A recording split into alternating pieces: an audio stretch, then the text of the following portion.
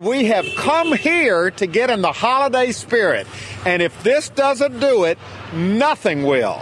Now, we have gotten here early enough to attend the rehearsal. We're going to get the best seats in the house, and we're going to really blow it out today. Get ready. Do you think we could have enough money to have a sound guy come over here? We could, but I don't want to get sick though. That's the problem. It would be a misallocation of funds, I believe. You know, I just want to say this, and you can agree or not agree. I think my father was right. About God, he was right. About God or you? About me being stupid. You know, sometimes things are cruel, and sometimes things are, hey, Andy, you're going to get hit by the car again. So you're swaying back towards tough love, yes, as opposed to bad parenting. Yeah. Okay. Yeah, because I mean, first of all, I'm not my own parent. Well, I should be, but I don't see me coming back during the day to work on it. But think of how far beyond your limitations you've actually lived by not believing him. That's true. That's true. And my therapist says she's amazed. Well, she doesn't say it this way. She's amazed. This is the way I hear it. She's amazed I've had any success at all with my fucked up head. Yeah, I mean, you're like Forrest Gump with a different Wait a sort second. of. Can you bring another person?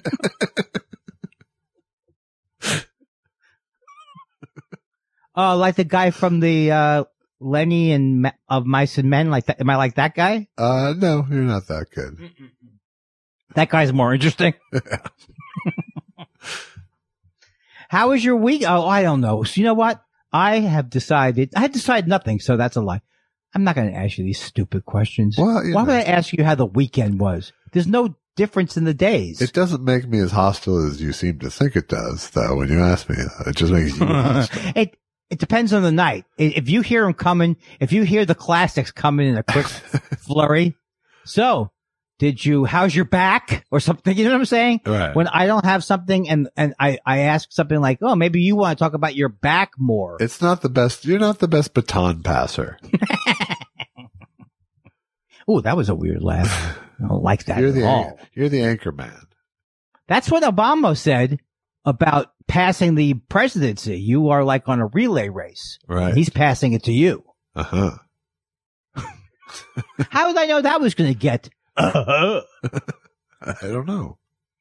I'm just glad neither of us do any Chuck Todd stuff, right?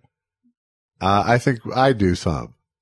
I just kind of, what I do, I don't interrupt with them, but I will throw in a lot just to keep you on rhythm. Yeah, but you don't throw it in there to indicate that you're not listening to the. He's doing it like he's.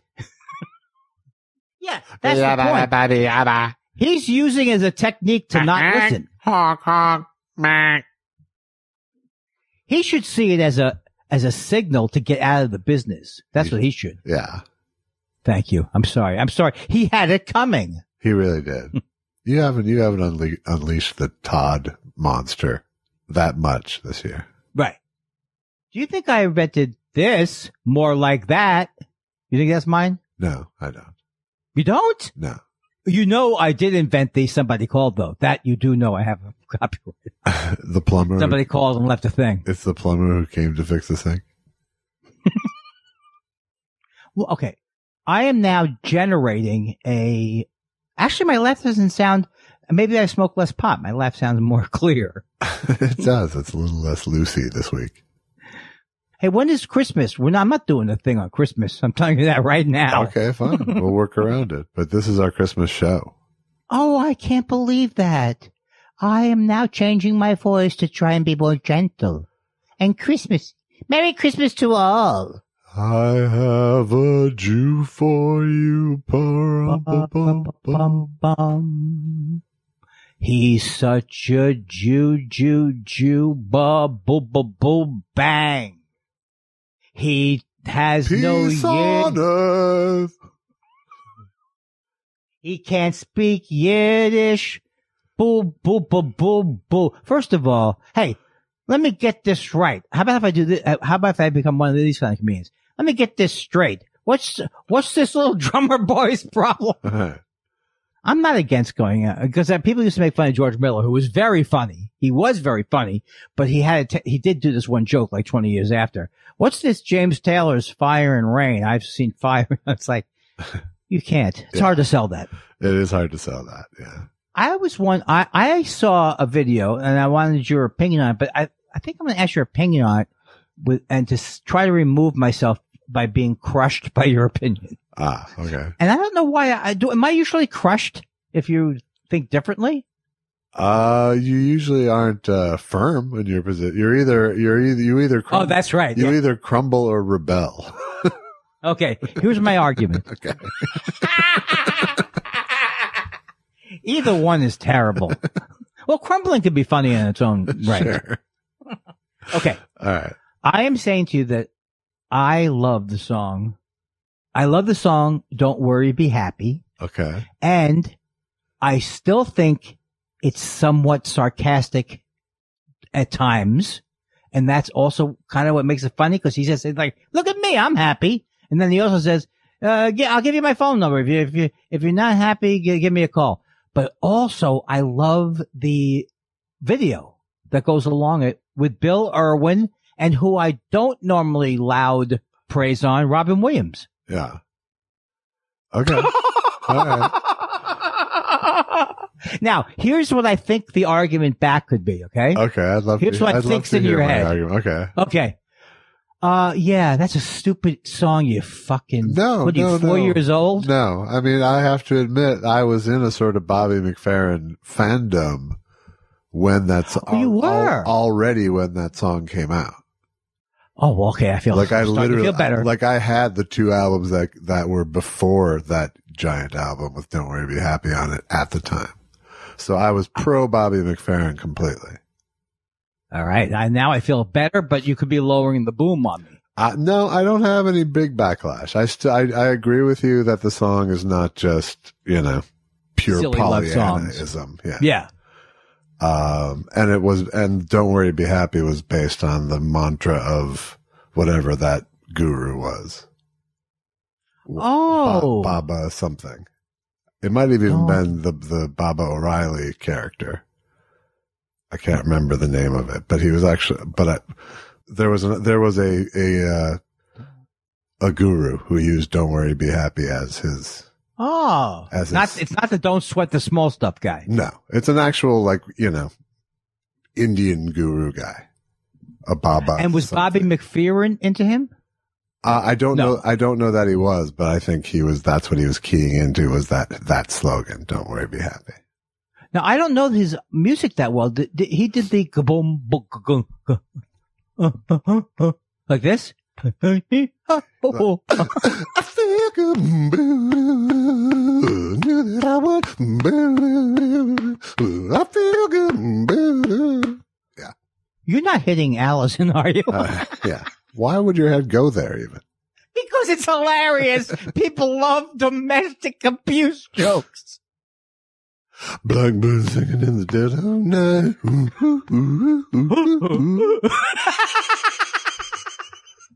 Now do Reggie Watts. I can't do that. Can you do Reggie Watts? No, I can't do Reggie Watts. But doing.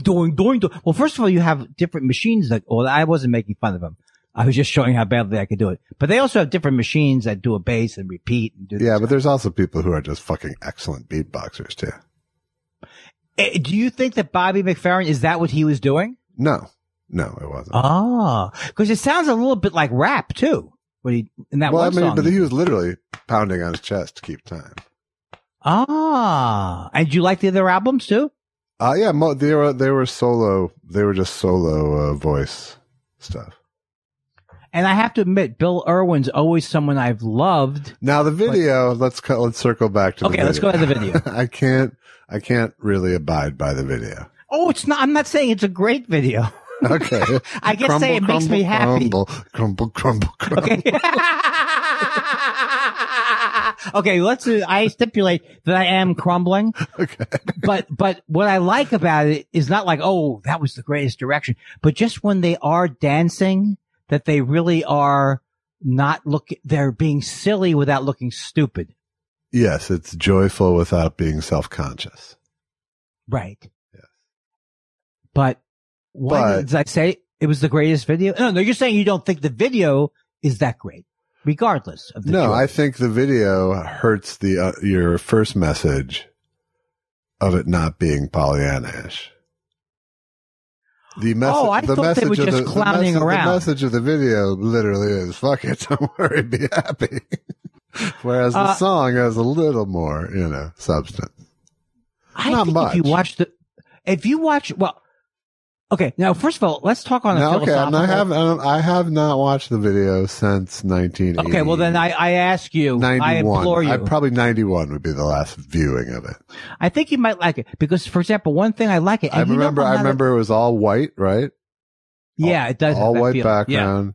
Yeah. Robin Williams was in a sort of African dashiki-ish thing. Right. At one point, but he's in different outfits. Yeah, because they're clowns. Don't worry, be happy, Dell'Arte. There's one moment where Robin Williams he just makes a broad smile. Yeah. And I thought it was great. Now, here's my argument. What's that? Did you melt?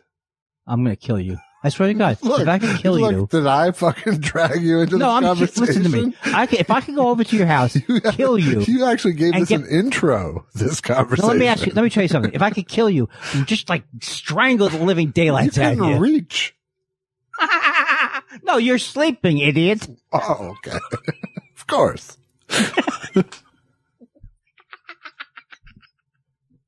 So I would say, if you combined it with I'm sorry. Let's not talk about it anymore. If you can bring the "You Can Call Me Al" video together with the "Don't Worry." That was kind of cute too, I think. Yeah, exactly. And I don't like Chevy Chase as a person. See what music can do for you? Because Chevy Chase music can make you like Robin Williams and Chevy Chase in one fell swoop. But swoop. Okay, here's the thing that I think philosophically works about the song. Like I like.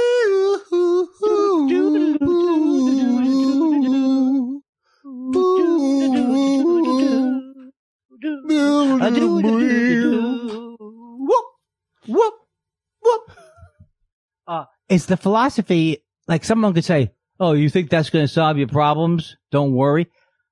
I think that it's meant for sometimes that will work. Well, it was like I said, it came from the Eastern philosopher guy who I've got more to say about Josh. That's just my first page of notes. Hold on. We're pausing. Meyer Baba. That's who it is. Yes. Oh, Meyer Baba. Meyer Baba, who was in fact the Baba O'Reilly referenced in the Who song. I swear to God, I got so confused when you said that. I thought of Bill O'Reilly. I don't even know what that line is from a Who song. Baba O'Reilly is the "Don't cry, don't raise your eyes." It's that song. Teenage Wasteland is the name. You have a very good ear. I mean, I would say you have a superb ear. Well, thank you. I love you, Josh. I don't know what I really, for a second, I forgot who I was. I'm so charmed by that Pete Townsend. Oh boy. Oh, I had to do I did an audition today and I sang on the audition. And don't make it like it's like the fact that I sung on the audition is like when Jason Alexander feels the need to sing on his Twitter account. Right. I had to do this. Okay, good. So I sang "The weather outside is frightful," etc. Yeah. But better than that, I am so ashamed of my voice. It's so weird. That just shows that whatever I got, that my sister also, because my sister had maybe the greatest voice of anyone. Well, you heard her sing. I did. At my wedding. But and at Genghis Khan. Yeah. And I love my sister's writing and singing, and she felt horrible about her voice because, and we don't want to bring my dad, we don't want to blame them again, but they weren't my dad had that thing, I think I probably talked about it before. It was like, you're no Barbara Streisand is the, undercurrent. That right. And who are you know? Or was it Barbara Streisand for everybody? he wasn't like that way with me. He just, when I switched he from, could just shut you down with a look in his eye. no, but when I switched from music to comedy, he was thrilled. He even gave me $300 a month for 500, whatever it was, to get me going into comedy. Stop with the music stipend. That's right. That's right. I told you my landlord in Manhattan Beach once said to me, "Yeah, I can tell you're doing probably better with your comedy because less checks come from your father."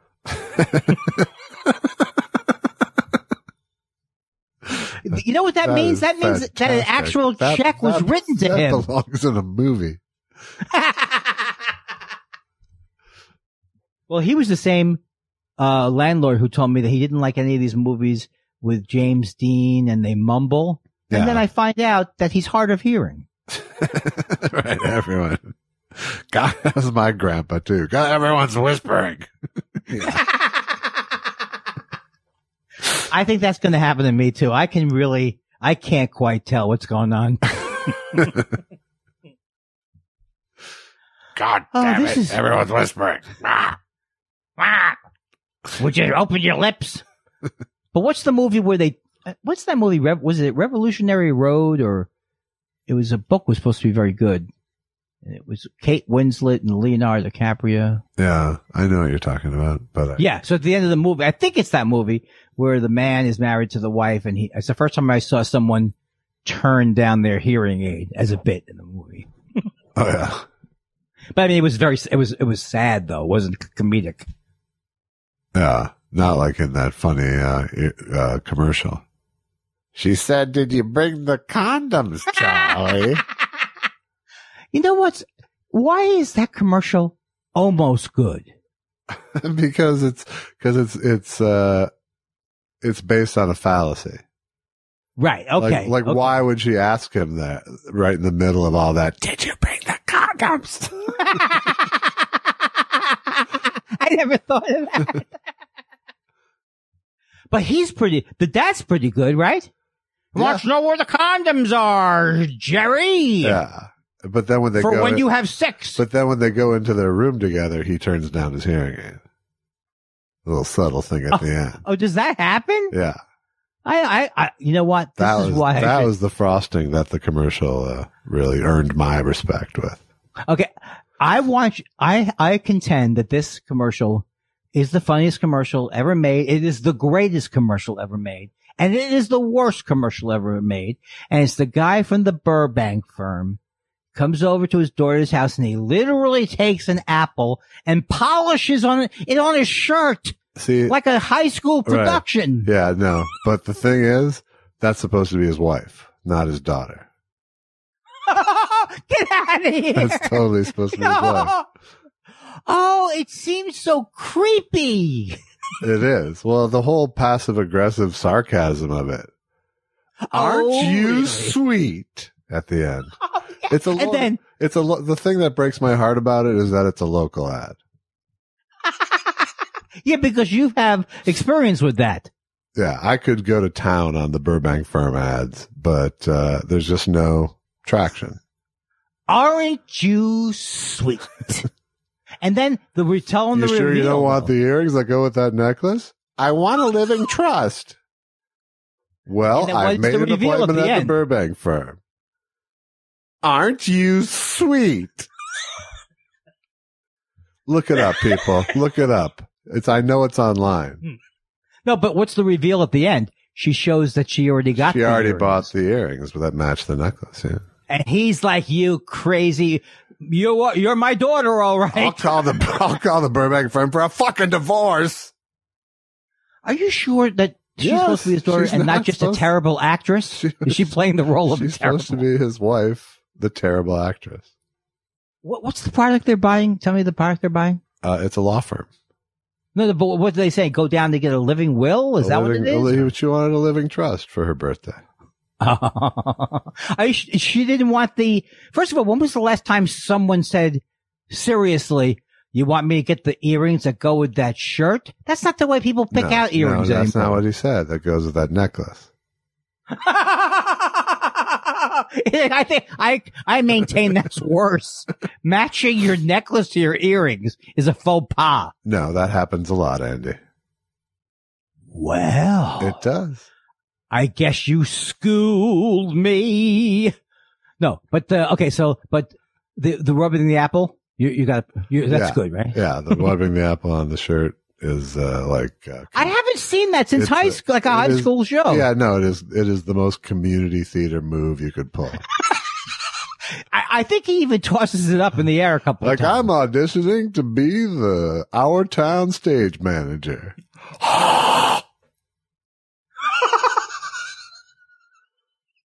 Well, you're in luck. I set up an appointment at the Burbank firm. And then that guy comes on at the end. Because it starts with the kids running in with him. They're coming home from the game. We won. Good game? How could you tell? I gotta watch it again. I haven't seen all the elements. I've seen it 100,000 times. Because it's been on for years. You know what? That delights me, and it will delight me to the day I die. That Tom Selleck starts out a commercial like saying, "What are you looking at me for? I'm not here to kill you." Right. Hey, look, you think I would be mixed up in some kind of a horrible scam? Does that mean that nobody wants a reverse mortgage? Is that what it is? It's got bad press? Look, I know it seems like there might be a gun in my back right now, but I wouldn't tell you anything. Or worse. This is the worst kind of pitch. It's not a way to do this. Or worse. Right. Okay, so I just want to say that if we've learned nothing from tonight so far, it's not TV that bothers me. I think it's clear that we commercials. have learned nothing. Yeah, that's right. I mean, come on, you like the TV shows, right? That's not what bugs me. It's those commercials. Have you seen, first of all, before I do the joke. Yeah. Yes. I'm going to ask you if you've seen it so that I can know if you're going to want me to do a joke about it. Right. I want to know going in if I'm going to have to use the tag or not, or just bail. Do you think the hacky form of comedy, though, is dead? The 80s hacky form of comedy? I think people still do, like, have you seen this? But... No, yeah, I mean, no, of course people, we're doing fucking commercials. We just did 10 minutes on one. So. No, we're allowed to be. We're in already. Right. We started in the 80s. We're literally grandfathered in. Hey, what if it really was grandfather? No, I mean, I think every generation has its own hackiness, and I think there's a distinct hackiness to this generation that's different than ours, because ours was all outward, and this generation's hackiness is all inward. Like talking about yourself fucking masturbating is hacky at this point, you know? Like anything about Pornhub is hacky, pretty much. You know? That's right. But you know what? I'll give you an example of one that has been used a few times. It's confessional hacky is what's happened. You know what one I like to hear more than once, though? And maybe you disagree with me, but I can't get enough of wait, what? Wait, what? Wait, what? Wait, what? I want to say this to everybody. If you're spending millions of dollars, nobody wants to hear that again. Okay, I hate that person more than I hate wait, what? That's good. That is some progress. That's a breakthrough. Yeah. Oh God, I almost made myself nauseous. I don't like it. Stop doing it. That's huge. I'm going to stop doing those kind of things, Josh. Not. Said Andy never. Because science. And we went back and forth with that, like for... We did. We had a run. Until we got tired. Yes. They'll never write about us. Josh and Andy went back and forth 4 days in a row. So you know what occurred to me today that I don't think I harped on quite hard enough when it came up? Is the fact that you've never seen a James Bond movie. I think that's crazy. It is. Like I saw the one with, is it Odd Job? And he seems to be Goldfinger. Who's in Goldfinger? Is it Odd Job? Odd Job's in Goldfinger, yeah. And he was talking to Bond and it was like, I don't know what's happening. Isn't it too late? No, they aren't connected. I mean, they reference, as. Yeah, but it's not an old man's game. There's good Bond movies to be watched. Okay. Which one should I start with? Goldfinger's a good one. I want off Mike to write down Goldfinger. All right. Just watch it from the beginning, not on TNT when it starts. There's a laser at his crotch, Well, that would be insulting if I didn't do it the right way. I'm going to get the Criterion collection. I mean, I'm not saying, I just think just watch that one just for the cultural literacy of it. Okay. And who is that? Is that the original? That's Sean Connery, yeah. And Roger Moore was before Sean Connery, but wasn't as good, right? He was after. What can I get? You think maybe I should pick a topic to get I'm familiar with first. Wait for it to come up in conversation. Right. That's true. At least, yeah. Were you guys talking about cricket? It's interesting you say that. I don't know anything about cricket. Do they use actual crickets? Good night, everybody. Yeah, good night. I had a British friend once try to explain to me how wonderful that sport was, and I hated the description. Yeah, I had my Indian father-in-law more than once try to take me through it. Josh, I think you agree with me. It can't last.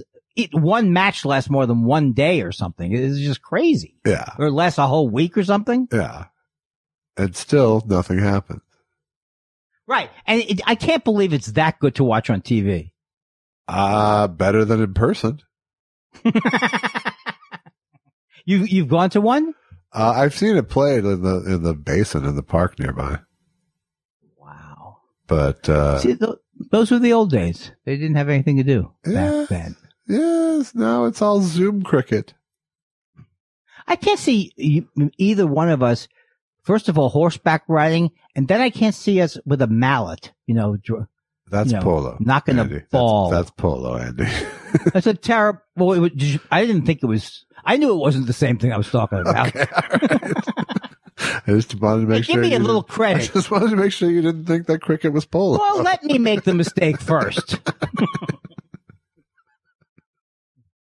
America's not a city, Andy. It's the name of the whole. Andy, don't eat that. Andy, but that's. Huh? Andy, that's all of a sudden. Andy, that's a battery. Take it out of your mouth. Maybe we should make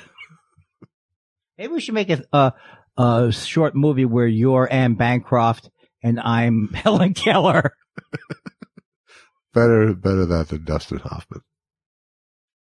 I used to think I did a great Dustin Hoffman impression. What do you think of it? You ready? Yeah. Who's to say a man can't be a parent? That's not good. Yeah, you lost it. The first few words were okay. I think I used to do him. It was Kramer. Around the house. That was Kramer, Michael Richards Kramer versus Kramer. Yeah.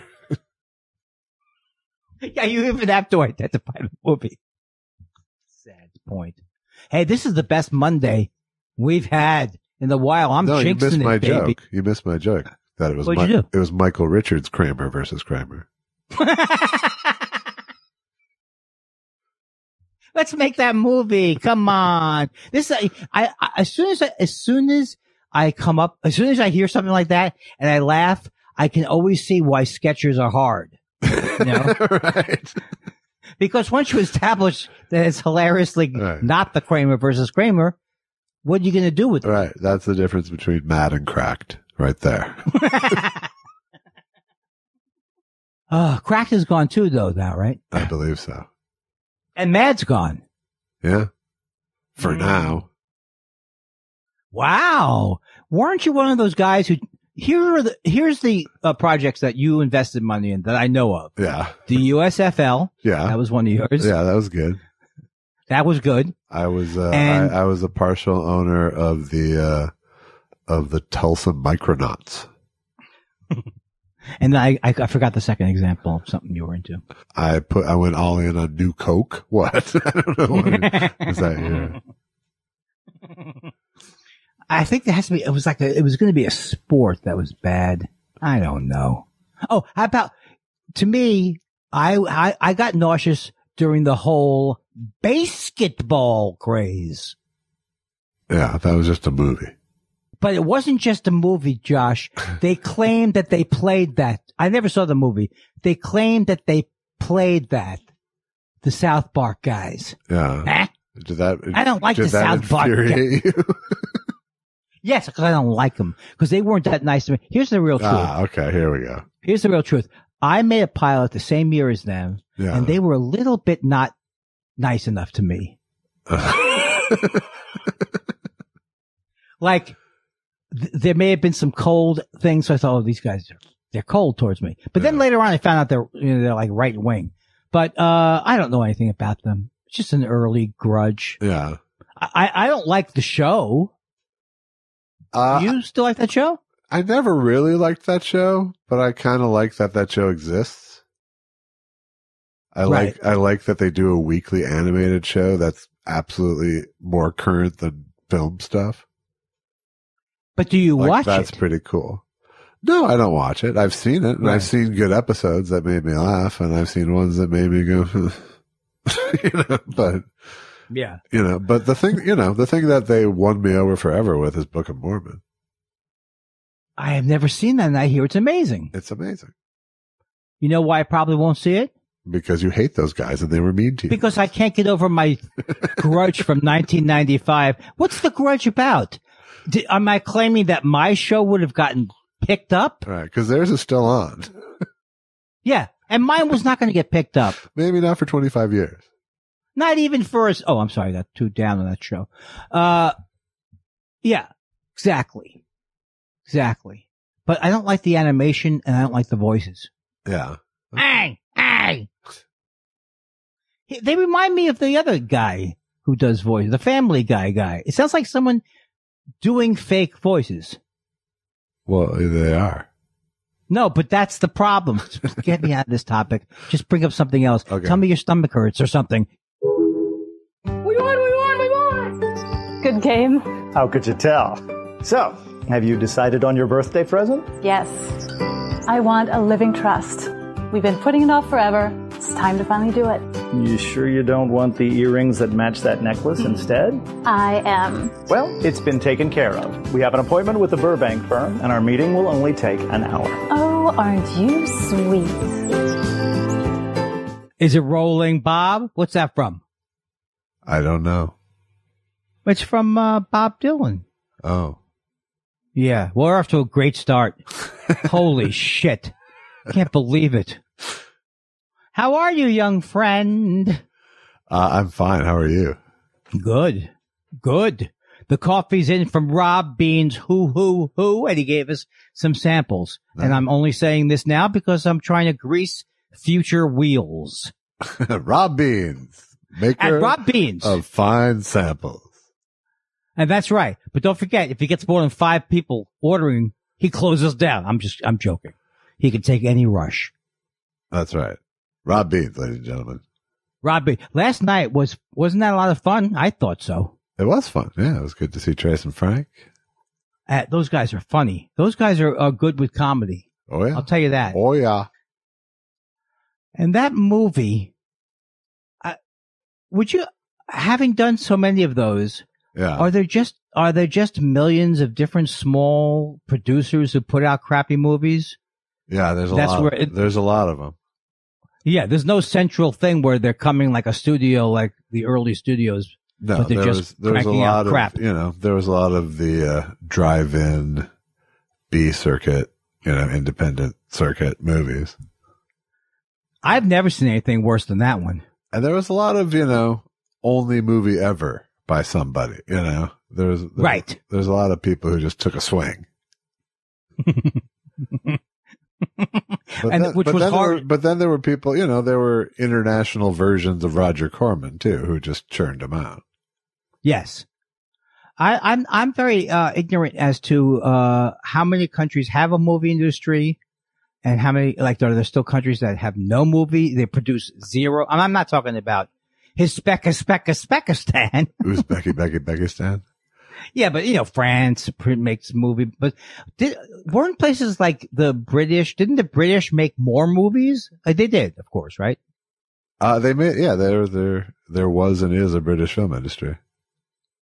The whole thing's very confusing to me because every once in a while you get the thing and the one where the guy won the lottery or something, and the man, I forgot the name of that movie. Wow. But they seem to, no, you know what I'm talking about. It's, I don't know. Is that the movie where they're, so you got the thing and the guy won the lottery in that one? No, it's like an Irish movie. It may be called Snatch. I don't know, okay. But it's a one guy wins the lottery and they find out, and this town's so small that they all want to kill each other. In Bruges? It's so weak. Yes. I've seen that movie. It's an action. It's like a thriller with Colin Farrell. It's a very low key thriller. It's, you know what? It was almost more than I could take. I'll tell you that. Yeah. I've never seen a James Bond. Yeah. I haven't seen a James Bond movie. I'm not ready for it. I understand. Work your way up. Was Odd Job named Odd Job because he took odd jobs? How about no? No, don't say that again, please. Please. No. Well, he was a manservant, so you can decide for yourself. What'd you call me? What the fuck did you just call me? I wouldn't mind that as a nickname. Andy, manservant, Kindler. What's wrong with that? You're more of a mouse servant. Oh, are you going with are you a man or a mouse and then applying servant to it? Do you think?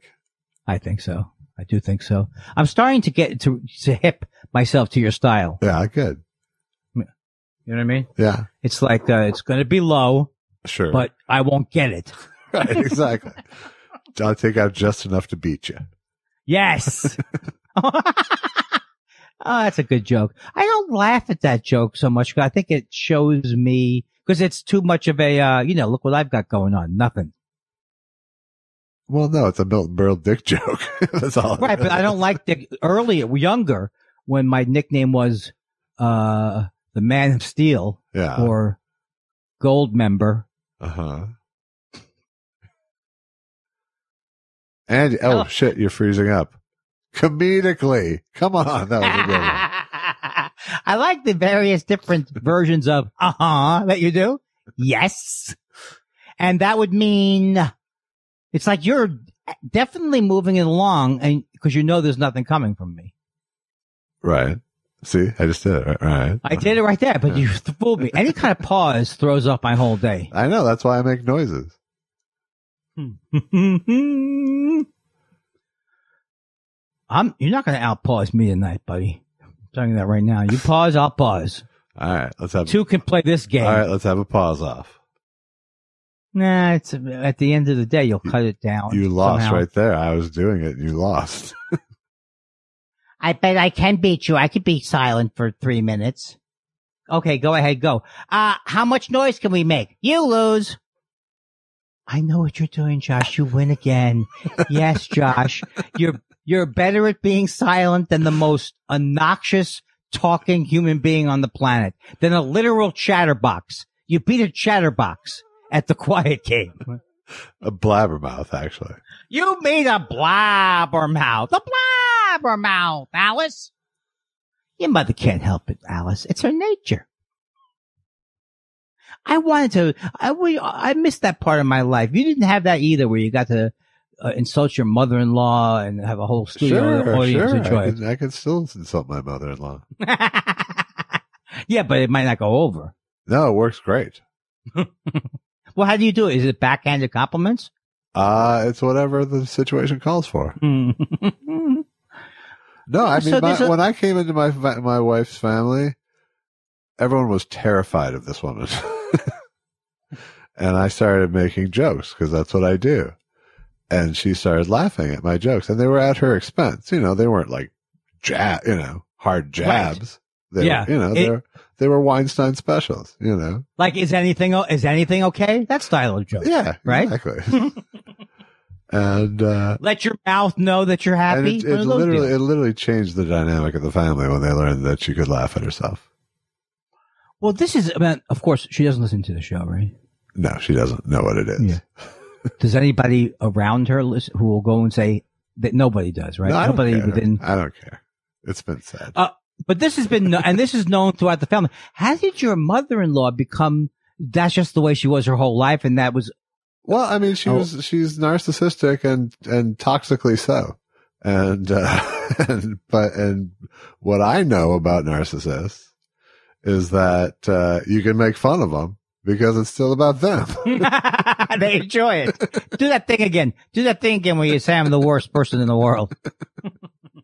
Well, that's true with Trump, because he doesn't care why he's on the front cover or something, No, I don't, it wasn't that, deliberate, but that is the truth.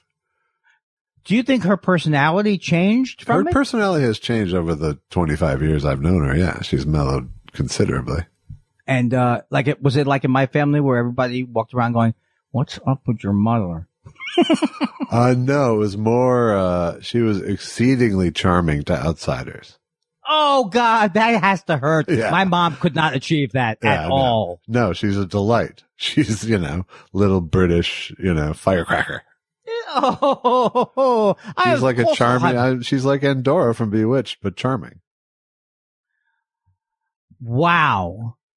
But that must not have been easy for Allison as a small child looking for No, they had a horrible relationship for most of their life until the last, I would say it started to improve 20 years ago and has, the arc has bent towards, reconciliation ever since. You're using Martin Luther King speechifying? It was that wide a chasm, I'm telling you. That's pretty amazing. That is great. That is really, really good. To the point where they actually have a real relationship now. And they don't fear each other. Now, not that you have to tell me, but I'm assuming that Allison knows why your mom became your mom. Why her mom became that way. Like, I know how it happened with my mom's, what happened to her. Like how she was damaged, kind of a thing. Yeah. I think, in the case of my mother-in-law, she was like one of 9 children in Dublin in a row house, who spent a year in a sanitarium with tuberculosis, and it was like a relief, so. Yeah. So back in the day, just the circumstances of your birth could knock you for a loop. Yeah. I have, my brother's wife's mother. I think she's over 100. You know what? I'm wrong. She's 90 something. You know what? I can't get a thing right. I don't think it's the pot smoking. No. I'm telling you that right now. I'll tell you what it's not though, too, Josh. What isn't it? Not the pot smoking. And also. Hey, one more thing about that I have determined. It's not from smoking pot. Gotcha. So I don't know what it is. I don't know what. I'm going to have to find out. I don't know if I told you this, but I asked the doctor if it was pot. Beep, beep, beep, beep, beep, beep. It goes on forever. One joint a day? How can I cut down to 2 joints a day? I can never get by on 3 joints a day. 4 joints a day is a ridiculous requirement of me. I'll never get down to 5. An 1/8 ounce in the morning? I can't eat an ounce of pot and take the, you know what I like? Have you gotten into the syringes? The syringes, the high. I'm telling you. It's good in your eye. They came to me once. You know how I was there. Once I get there, it's like, I was, those were the days when I was going in. But the guy said, I'm sorry, sir, you can only buy one syringe. Unless you're medical marijuana, you can only buy one of those syringes of like 50,000 grams of THC. Damn.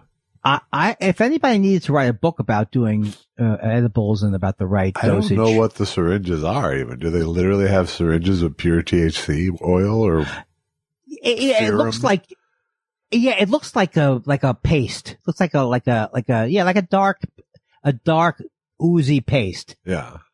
And it's just concentrated. It's just it's just an amazing amount of grams of the THC.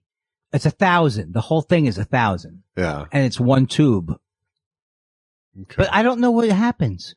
I have taken as much as, I don't know. I've never taken more than 50 milligrams or 40 milligrams. And then the thing got stuck up my ass. You know what? This is going to all, when we have the post-mortem where you're crying and talking about how you wish you could have had an intervention, right. we'll clear it up then. I shouldn't have been just Mr. suggesting the possibility it's a problem.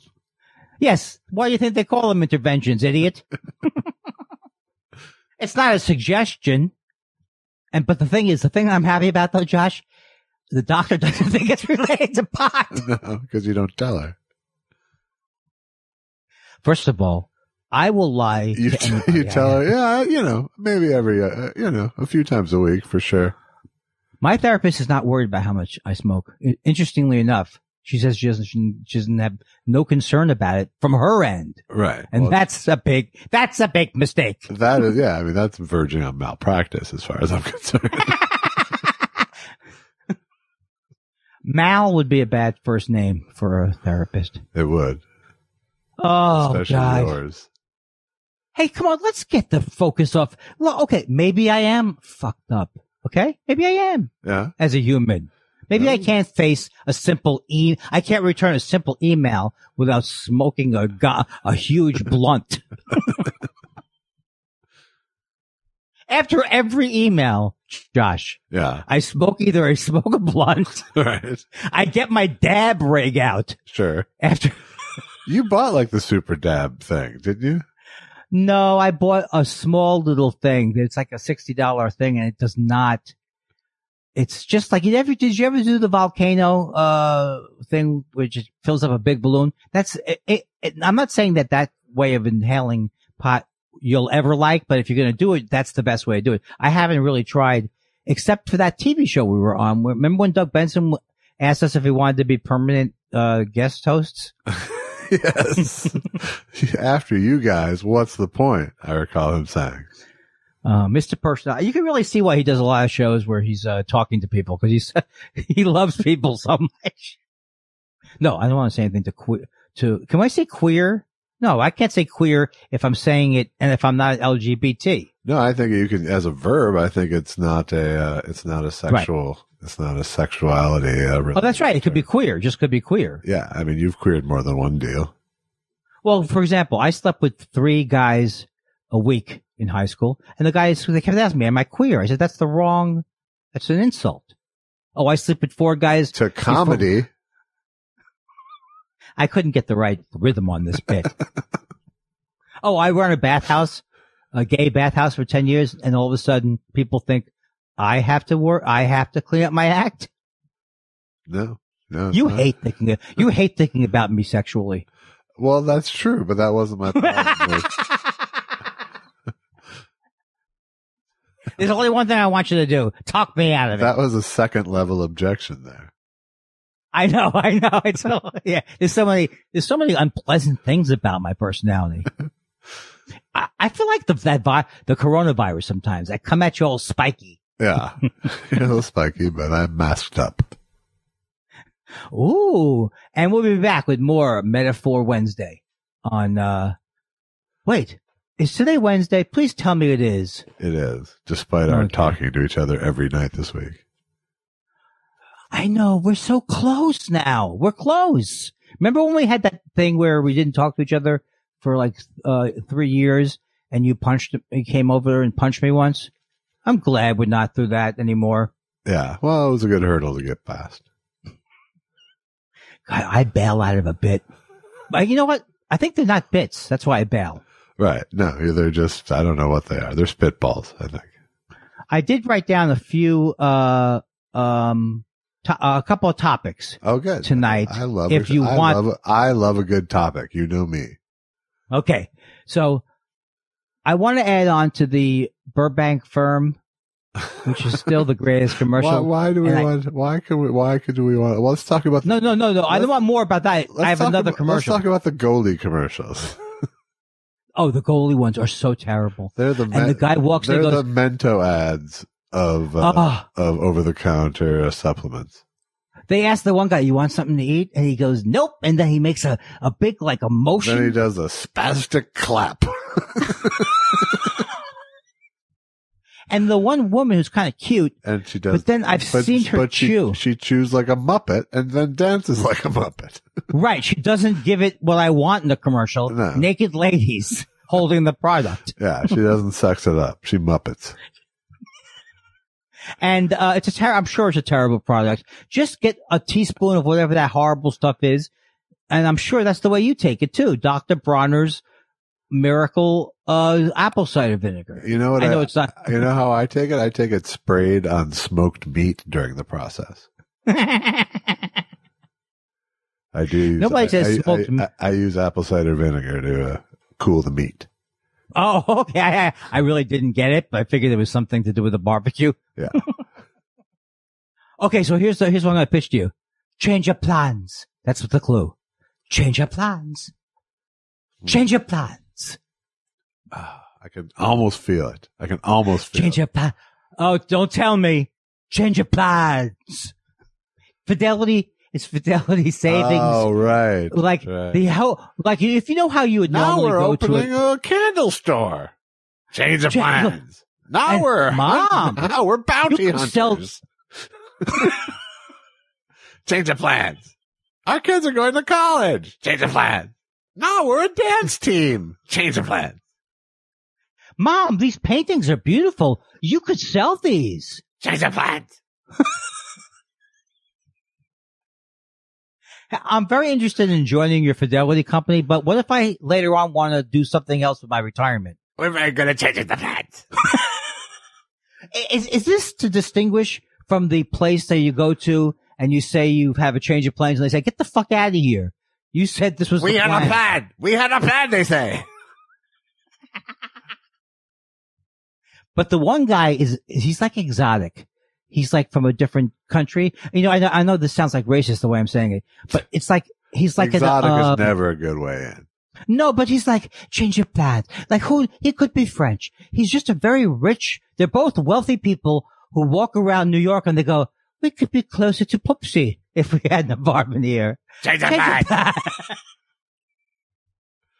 I'd like to have, you know what? Can I have my shirt earlier, done instead of Wednesday? No, there was a plan. Okay, change your plan. Can I have a Coke with the cheeseburger? No plan changing. Pepsi. Well, that was good. You didn't think that was going to be good. No. Oh, the goalie commercial's on. Here's the weird girl. Chewing. Wait. Here it comes, and he's going past the cake. No, thank you. Spastic clap. And Muppet Chew. Can you please describe how many different people are in this commercial? There's 4 primaries. Okay, describe who the different personalities of them. There is, I have to go back here. You have to go back? Change your plans! Change your plans! So you got, redheaded Muppet girl. She starts the commercial. She's got a cup of tea and she's unscrewing the goalie. Pops in her mouth. Is she at work? Switch pan to guy on scale, admiring the way he looks. Switch pan to woman on treadmill. Switch pan to guy in office with red beard. No, thank you. I don't want the cake. Spastic clap. And then back to Red in the kitchen. She's chewing like a Muppet. She's nodding. Now we're in four cameras. Everyone's dancing to the goalie vibe. I see a weakness in this commercial. You can't really tell me anything about anyone other than the goalie girl who's dancing and the other guy who is spastic. Right, because it's just good looking healthy people were the other ones. Oh, okay. There was a guy on the scale admiring how he looked because of the goalie in his mouth. And then there was a healthy Asian woman on the treadmill because she's powered by goalie. Are we allowed to say spastic? I don't really know. I'm going in the context. In this concept. Yeah. Spastic clap. Yeah. You're not doing it like Trump would have done it. Look at that guy who has a condition. Yeah. Yeah. He's shaking around. No, hey, sir. I'm making fun of an actor, not an actual person with a problem. Right. Now here's my impression. Making fun of a bad acting choice. Now here's my impression of Trump meeting someone in a wheelchair. Hey, what's the matter? You can't fucking walk? Stupid. Get up. Don't insult the president. All right, look, take that out and also cancel this week. Yeah, I'm going to go. Andy brings up the word spastic and see what happens. That's the way I got screwed by that Australian idiot that one time where he sandbagged me. But I was so easily sandbagged. Yeah. Where he was asking me about my feelings about Islamophobia, and I ended up going, you son of a... And then he advertised it all over the web. Look at Andy Kindler fall apart at the seams. Because he asked me, he goes, do you feel sandbagged? I go, yeah, I didn't know that you hated religions so much. He goes, oh, I feel bad that you feel sandbagged. Watch Andy get sandbagged today at 3. Today on Sandbag. Yeah. Today on Best of the Sandbags. I'm Sandy Bag. Oh, Andy, that's not what my intention was. Look at Andy cry. Look at this idiot cry. And you should have seen. Sandbag.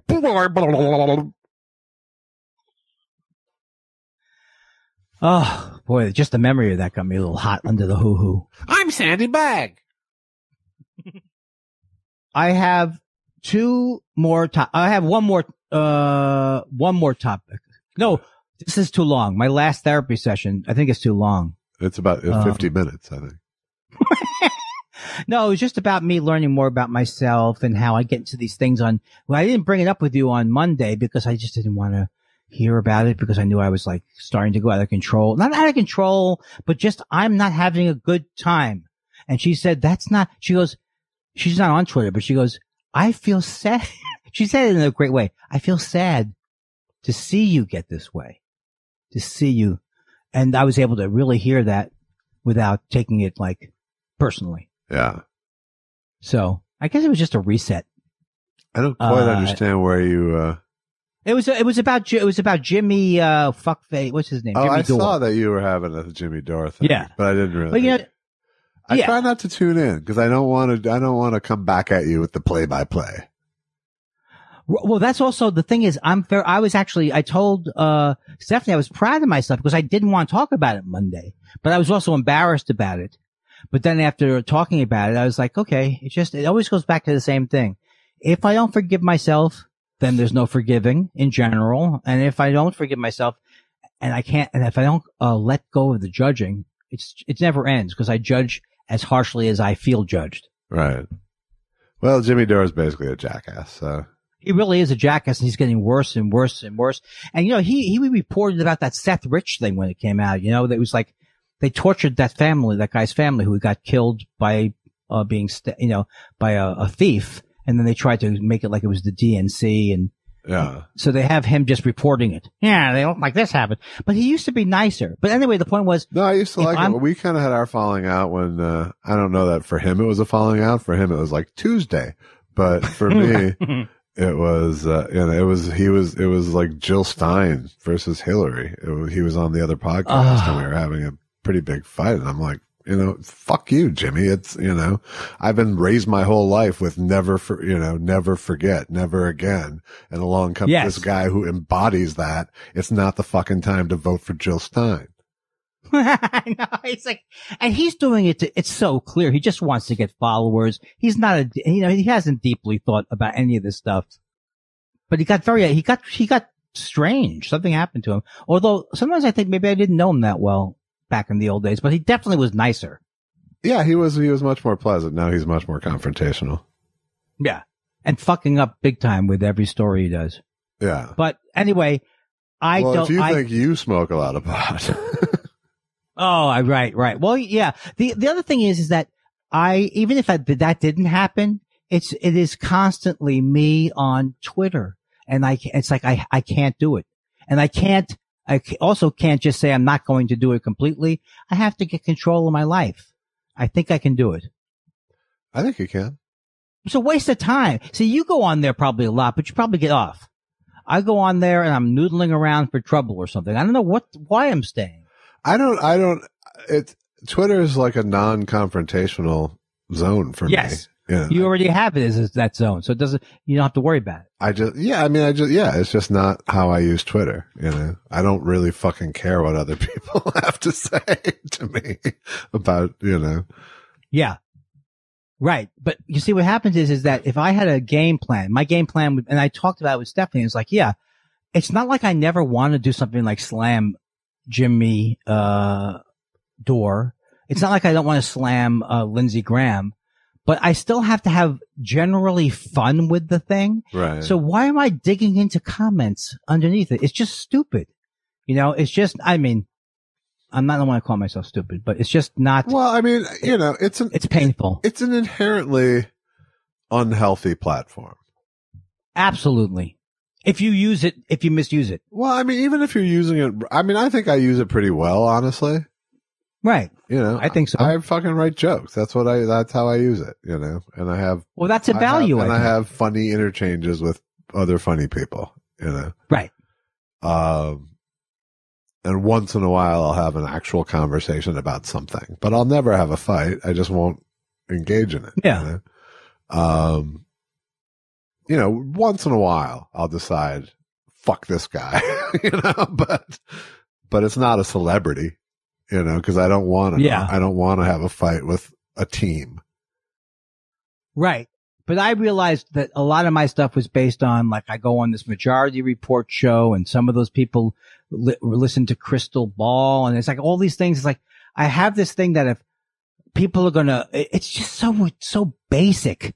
The Majority Report likes me. Maybe they won't have me on again if they don't like my opinion. It's like, I don't think most people do that. I think that's particular, not just to me, but I think I do that more than most people do. Take things personally. Yeah, I think so. I think it's intensified. Yeah.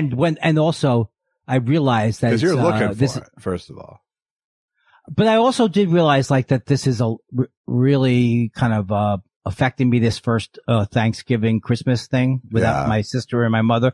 So that's what a lot of it is like, you don't want to just sit with those feelings or just be quiet or just, right. Take care of yourself, soothe yourself. It's like, I don't feel good about, I'm starting to feel these things. And so I want to, it's not a plan. No, it's like trying to shove it all down the anger funnel just to get, and that's not even an accurate real read on what it is you're feeling. It's just an easy way to off gas, And just also mixing up the macro with, it's like, if I really, sometimes on Twitter, these people from the left are so horrible. I can't even believe how horrible they are. But if I get to the point where I go, we can't have a better world unless every one of these people is different it's not even an accurate representation of who's out there in the world. No, it's not much at more all. Extreme. And you don't have to be part of any conversation. That's it. I know. And I just feel bad about it. But I feel much better about it now. But I also have to say, I think I will probably slip up again in my life. I'm not gonna, but once I know what's going on, I'm doing a good job of like, oh, that's what it was. And this is how I think you are. I think you're way, way better at being able to sort out what's happening and stopping it a lot sooner and, and recovering a lot faster and, and then you've been a great friend in that area. And, that's what your friends do is well, you could have said to me in that one moment where I thought I was an awful person, you could have said, Andy, I gotta be honest. You are irredeemable. I could have. But you did. I always keep that in my back pocket.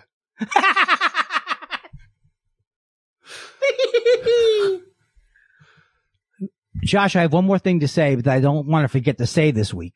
So can I say it? I'm going to say it now.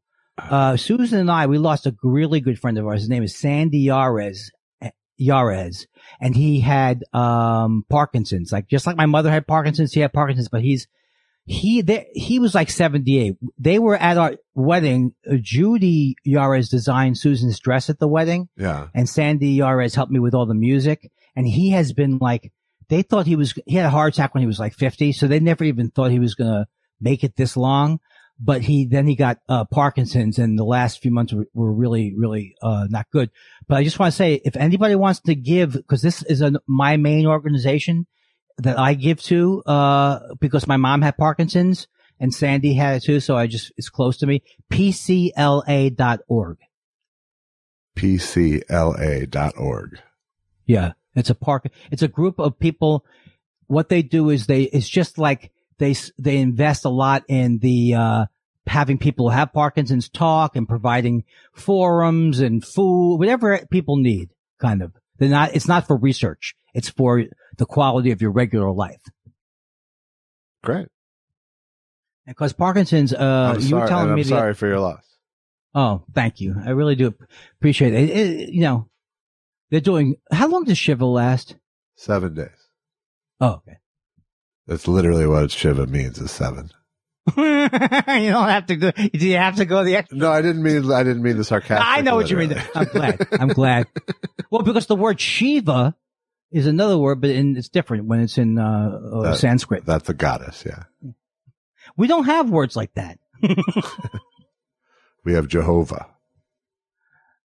Have you done it on a Zoom, a Shiva, or?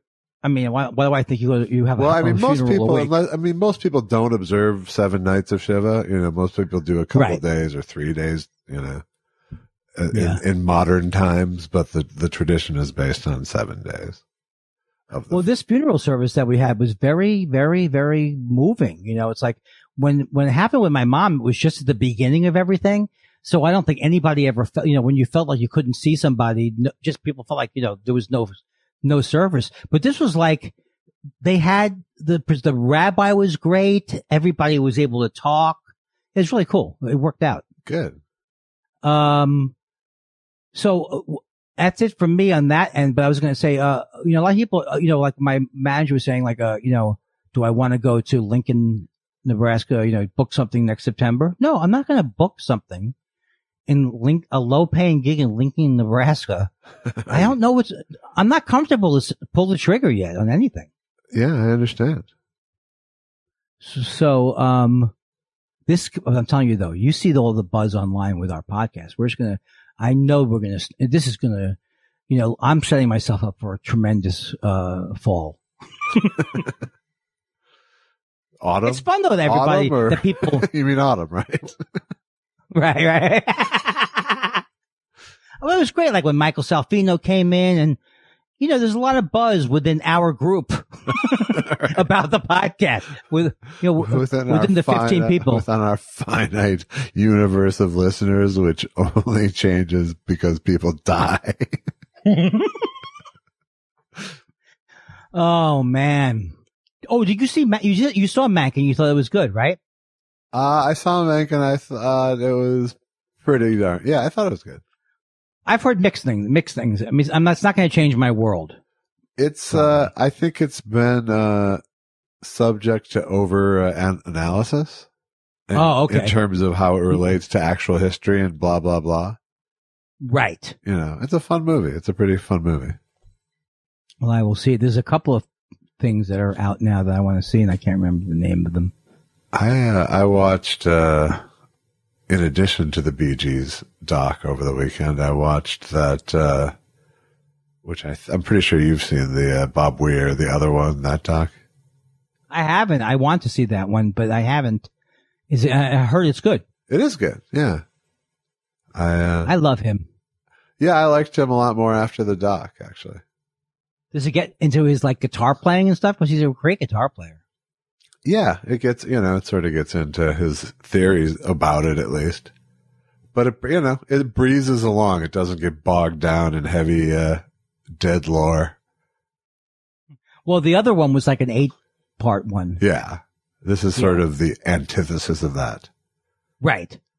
That one had a lot of things I liked, but then ultimately I'm not sure what I learned from that one. But I liked watching it. Yeah. I was just so bummed that the Bee Gees doc excluded the Sgt. Pepper movie that it really had a undercutting effect for me. Well, they even pointed that out in the reviews. Who did? The review I read about the Bee Gees, about it, I think in the New York Times, said that he goes, the critic mentioned he didn't deal with the Sgt. Pepper, and then they had the response of the filmmakers about why. Oh, I gotta see that. Yeah, I think it's the New York Times. All right, I'll check. Had a good review of it. Yeah, I mean, it got very well received, but I never knew those guys. I always thought those guys were always considered to be geniuses. I loved the first Saturday Night Fever. I mean, Staying Alive is terrible, but that they got such blowback just for writing, disco music. Well, they were like the face of disco for like 3 solid years. Of course, they're going to be part of the blowback. I don't think they liked it, right? They didn't enjoy it. They did nothing to separate themselves from disco while it was happening. I mean, you can say they were R&B records, but they were the fucking kings of disco, Right, but they were every song on that album. And they made a shit ton of money off of it. And yeah, but I mean, if you had to say, I happen to like the best of disco, like 1 or 2 albums worth. Yeah. And all their stuff would be on it.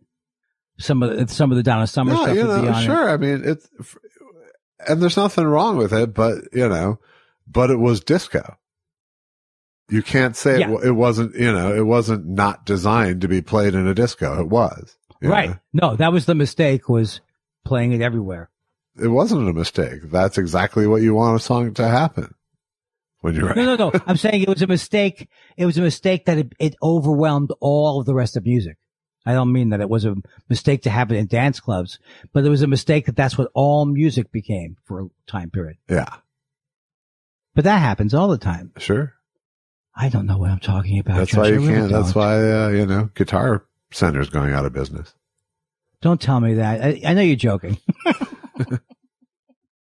Don't tell Andy.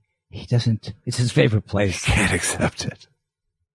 I just can't believe. There must have been a money laundering for many of the years. When did you need a chain stores to buy guitars? Right? It's a terrible business. It's ultimately not everybody. It's not like a Pep Boys or a Ace Hardware. Well, it totally is. It is? Yeah. I mean, if you're, I used to, when we were playing gigs, I was going to regularly. I need a new harmonica. I need a 15-foot chord. I need, and they had it. How many people are playing gigs? How many people are playing? There's like 10 people playing gigs. In LA? No, you're right. All my theories fall down, and then I just start to be stupid. Not stupid, but silly. Plus, it used to be there was, every 5 years you'd have a new generation of teenagers who want their first electric guitar, but they don't anymore. Well, but also I got not fooled, but I got a track. When I bought my guitar, it was 1975 or 76. I bought it at Manny's or, one of the classic stores, but They weren't great stores either. No. It's not a fun thing, buying a guitar, or if you're actually going in to buy something, that's when it's like buying a car. But because I really couldn't tell in a store if I had to choose between a few guitars, but some people can. It's like a skill. Yeah, well, those are more developed players who know exactly what they want. Right. Why do you say that exactly like that? Well, because developed. I kind of thought you were a developed player, but from the way you talk, you sound like a fucking amateur. You want to meet somewhere? You want to do this? You want to go? Yeah, let's go. Well, it's the best we can do. What with the salary that miserable boss pays you. I know. It's disgusting. If I continue at this rate, I should retire owing only 60,000 pounds. Incidentally, I tried to buy Scrooge a Christmas present today. Oh. Thank you, Bud. Thank you, my good man. Oh, but I didn't. How do you wrap up a saloon? Want some soup, Father? Oh, all right. Pass the paintbrush. Oh, we haven't said grace yet. Tim, would you stand and say grace? I am standing. God bless us, everyone. Tell me, Spirit, will a little boy, Tiny Tim, will he live? I see a crutch without an owner. A book without a title. Now, if these shadows remain, I'm afraid the boy will die. Oh, no, Spirit, no. No, say the boy will live. Say he'll live, Spirit. Say he'll live. Say he'll live, Spirit. Say he'll live. Is it coming through the mic? Yeah, everything's fine. How are you, young man? I'm pretty good, I guess. How are you? What did I do now? What did I do now? Nothing so far. Something in your voice is off. It's caused by me, isn't it? No, it's caused by your narcissism. What do you mean? I was just telling that to myself earlier. I said, did I tell you about the book about procrastination that I was going to get? No, you didn't get around to it. You fucking stepped on my punchline. Okay, I'm over it. I'm over the stupid openings. Good, because you know why? We have things to go to today. Yeah. We don't have to rely on my crazy, windy mind. We have a Fort Knox worth of gold in reserve, I'm sure. Don't say that, because that's gonna jinx us or something. Yeah, it's gonna odd job us. Yeah. I'm laughing freely and warmly and generously. I'm done for the year, so I'm feeling pretty good, actually. Is that true? Yeah. I've just, I've something in my head that's went, okay, you're on vacation now. And that's a good thing to do. Well, very good. It's, considering, I've been in the house the whole year and haven't felt that way. It's an interesting distinction, but, when you're self-employed and when you're a writer specifically, you sort of always feel like you should be working. Yeah. I mean, even though we can't claim it's, well, I'm not, first of all, I'm not you. So you can't claim that. At no point do I ever feel like I can complain like someone who has a real job, but, it is terrible about being self-employed that you never feel you're off the clock. Yeah, but I don't think it is, I mean, hats off to people who have real jobs, but, I'm way past this is way easier than a real job phase of life. Let me finish. You're exactly right where you were going with it, and I shouldn't have interrupted. It's just not the case, No. You know what? That's exactly why did I put a banana in my mouth? Because I hadn't eaten enough earlier today, and you have to pay for it. Ah. I could have waited till a letter was written or read. I could have, but now I have old man eating banana. Oh God, that is really, I have to admit, that is not a good image. Isn't that like the definition of I'm a bag of bones along the ocean floor? Isn't that like a T.S. Eliot or something? Yeah. A peach, that one. Ah, okay. I don't know it, but I can feel it. Yeah. Why do I ruin everything by not remembering things, then thinking I have dementia, then trying to save it, and then getting it worse? Figure that out for me. I'll get back to you. Hey, am I done with the year too? Even though I haven't done my 2018, I'm still doing my 2018 taxes. We're done for the year, right, buddy boy? Sure. Why start feeling urgent about them now? Yes. So that's a good thing. Okay, so I have to stop projecting my feelings onto you. So you don't have the same thing. I always, all the time when I'm self-employed, all the time, if I had a job, I would not be as OCD if I had a job after college, but I probably would be dead from depression. Yeah. Well, I have a real complex about, being both inside and outside the system, kind of, because I do like being, a free agent in life, but I also like to make sure I'm checking off all the boxes of adulthood. What does that mean? All the boxes of adult? Just making sure that everything is taken care of and I'm being responsible and I'm not, being reckless and, taking care of my family. Do you have to actually make that as a conscious choice? I do it as an OCD worry. Well, I mean, it's not no, I don't do it as a conscious choice because there isn't another option, Right. But as much of my anxiety profile is taken up by that kind of questions. Like, are you being a good man kind of questions, as are you being a good artist questions. I think, well, I don't know why I have to compare my problems to your problems, but yours could be more painful because I have to let go of thinking I'm a bad person or I'm not a good man, or every time those thoughts come up for me, it's always will stop me from going anywhere positive. Yeah. And but for you, you're actually thinking about it. Yeah. Well, and it's not a decision of good person, bad person for me. I've come to, that's right. It's not me. I've come to peace with, I'm basically a good person. You know, my instincts are to be a good person. That's growth. I guess that's normal adult growth for people.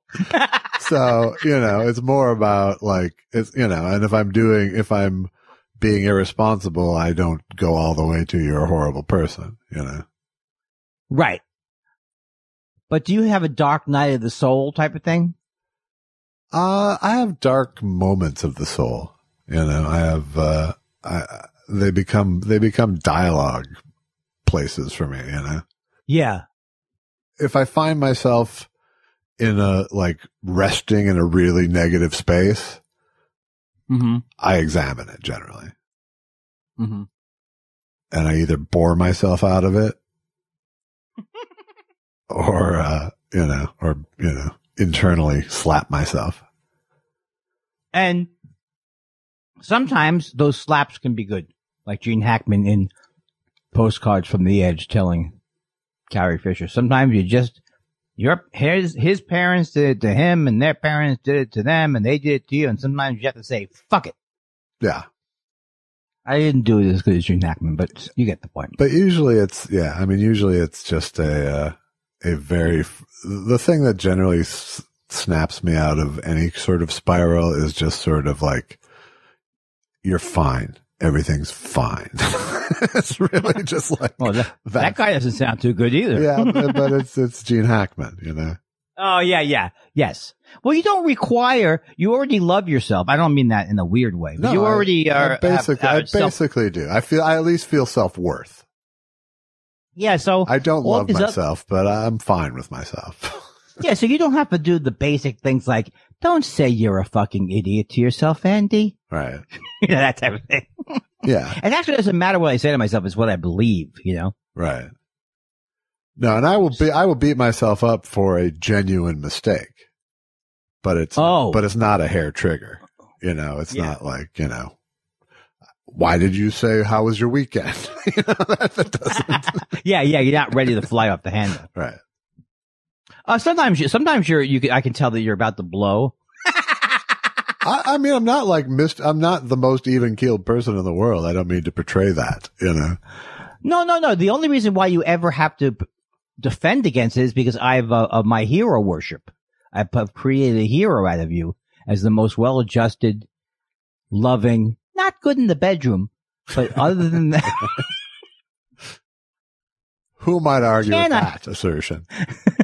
Why can't I get one compliment out without, queering the deal? I keep wanting to say queering, but I didn't think I could say it.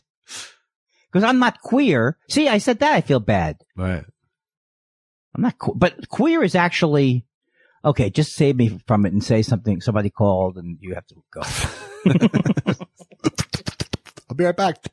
Oh, okay, Allison's not feeling well? Okay, I'll stand by. Well, this is good. You know, the only thing, the thing I think is like, I'm glad that you've come to that you're giving yourself, maybe you'll feel more of a vacation now, even though it's hard to. Yeah, well, you know, I know where I'm going to be, since the law demands it. So I don't know. It's, I think part of it is just like getting a new agent too, where it's like, okay, well, the year starts, it's his job, not my job. You know? Yes. Yeah. I kept meaning to ask you, did you see, I thought Springsteen was pretty great on Saturday Night Live. Yeah, he was good. Yeah. And I used to have issues with him because I thought he because I wasn't making it as a musician, and so I had some anger about him. I've told you this a million times. I love him more. I always have kind of loved him, but I love him even more now. Yeah, I like and appreciate him, and yet I don't listen to his music. Well, I wouldn't if he wasn't on Saturday Night Live. I would probably have not seen that. But his hits I like.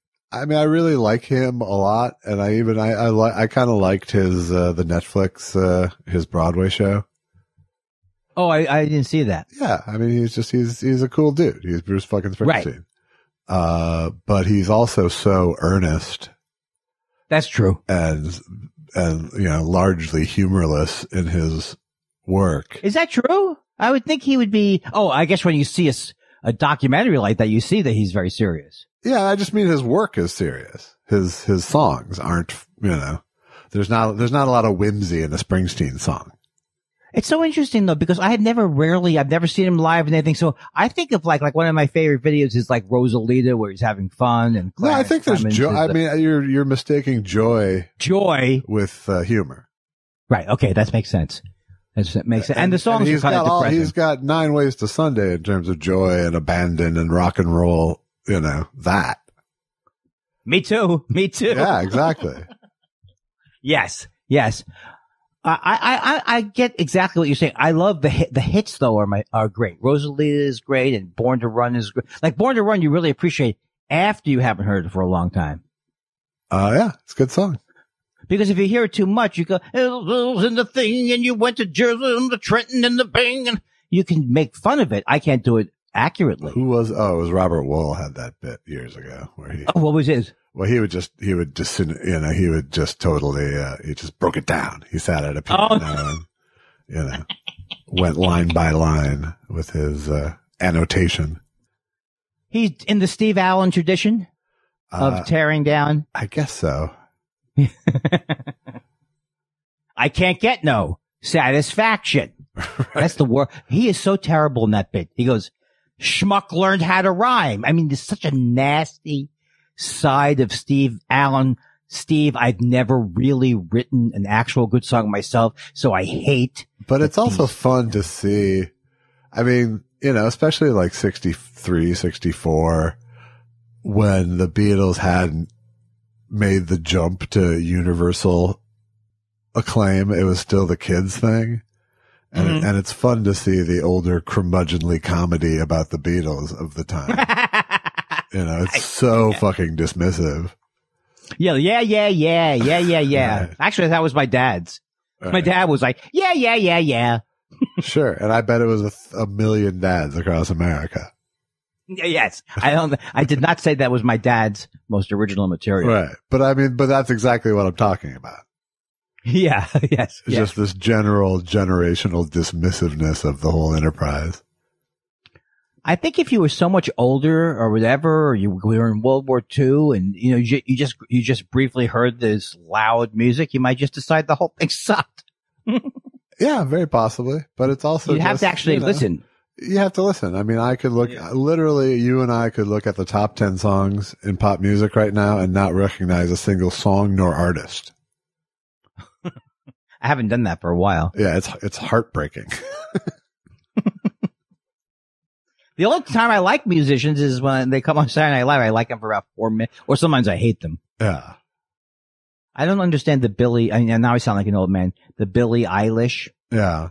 Music. Do you get that? Is that? Yeah, I get that bothers me. Yeah. It bothers me, and it shouldn't bother me. It shouldn't bother you at all. No. It shouldn't. You know why? We all see it. We all see it. We all. Blue hair. That's what I'm doing. She's got funny hair. Josh. She does funny things. I guess I'm turned off to her and I should turn on. Oh, she's just the kid's Fiona Apple is all she is. I have to admit now I didn't like Fiona Apple that much. Well, that's fine. But were you a big Fiona Apple fan? I'm not. I haven't been a big anybody fan since I was, Andy Kindler. Andy, the comedy of Andy Kindler. Does that make you go gaga at the go-go when they see me in my toga? It makes me go giggly at the fail. Did you tell me who your big first loves were musically and stuff? Like who you were into? The Beatles were my first truly like I'm fully in, you know. Yeah. And that lasted for several years. But no one, as you were coming up, like you were into Sean Cassidy or... Sean Cassidy was my very first album I ever bought with my own money in first grade. See? Huh? I have a clairvoyant side. Also, I've probably told you that. Oh. You know what? Otherwise, why would you go there? Hard to tell with my brain. I'm sorry. I'm sorry for all of it. Sure. You'll take that, won't you? Sure. Sure. But probably Alan Sherman was probably my very first. Yeah, I really get. So you were into the funny music as soon as you heard it. Yeah, absolutely. Because it was my parents' record collection. I don't know what my point was there. It was one of the biggest hits of the. See, I never heard the stuff. I never heard Bob Newhart. I'd live. I go, oh yeah, I was a big. I love him now, of course, but I never heard those albums when I was button down comedy. I had 2 Alan Sherman albums and 1 Cosby album, and they were in incredibly heavy rotation. But your dad didn't have. Was your dad listen to Cosby too? Because my dad never. It was my parents. All 3 were my parents' records. You had better parents all around. They didn't. You know, their record collection stopped in the 60s. There was a lot of Broadway, you know, show tune soundtracks, and there was a lot of, you know, there was a fair amount of jazz, and then my mom was like into like sort of Ink Spots for Freshmen kind of stuff when she was a kid, you know, and there was like an Ike and Tina Turner record, but it wasn't, you couldn't look at their record collection and really discern a whole lot about them. Sinatra, my parents were all crazy about Sinatra. They loved Sinatra and that kind of singing stuff. They loved live music. My dad loved seeing music live, especially jazz. But that is cool. That I would not have. I wouldn't have expected that from my parents because they did not. Yeah. No, my dad was very into jazz, and he especially had a thing for Dixieland. Weirdly enough, but always. But he didn't listen to music in general. Yes, yeah. I mean, as I've made this argument before, that makes no sense. I always think everyone is having the same life. I still think of it now. I think of like when someone goes, "Oh, their mother is like 73 or their mother's 55." Isn't that odd? Shouldn't their mothers be dead or whatever it is? Like you're just living a template. I know, that's right. All I think of is like everybody's the same way now.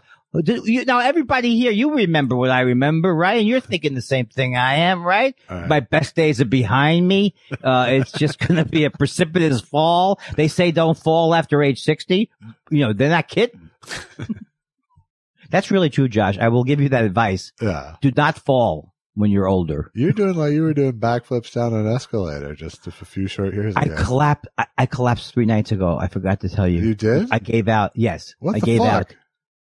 I think it's either it's the Marcus Welby brain tumor or I think it's always lack of sleep. Yeah. And have you been experiencing a lack of sleep? Yes. Well, first of all, I can never sleep more.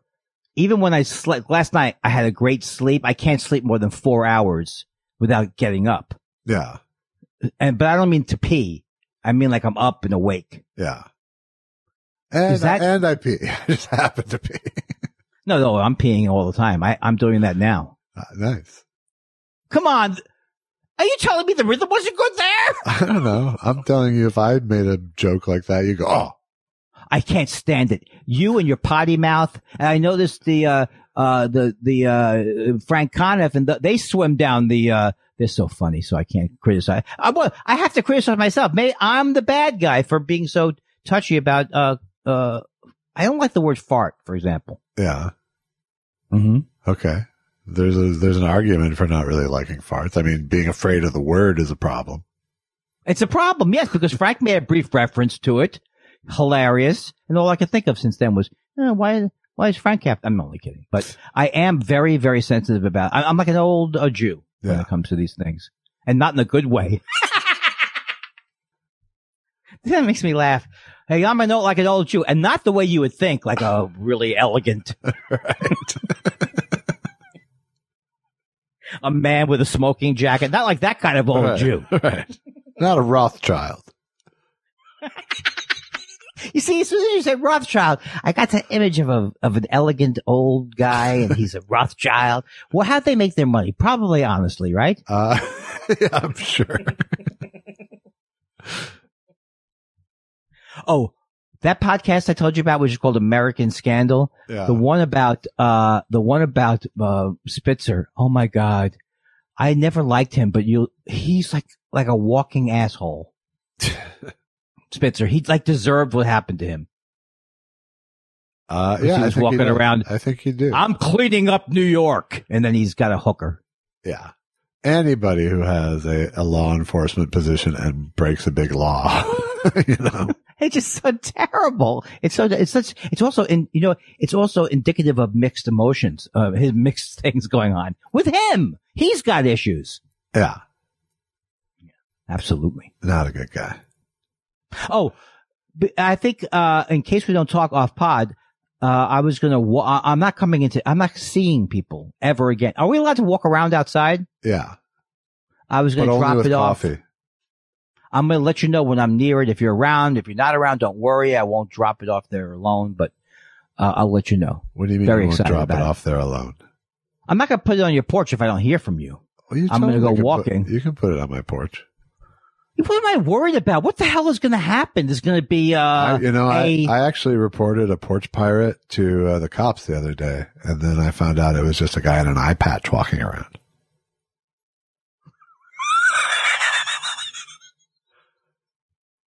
First of all, I don't know what a porch pirate is. Porch pirate is the people you're afraid of. That's what they call them. They're the people who take Amazon packages off people's steps. I think that's a great joke.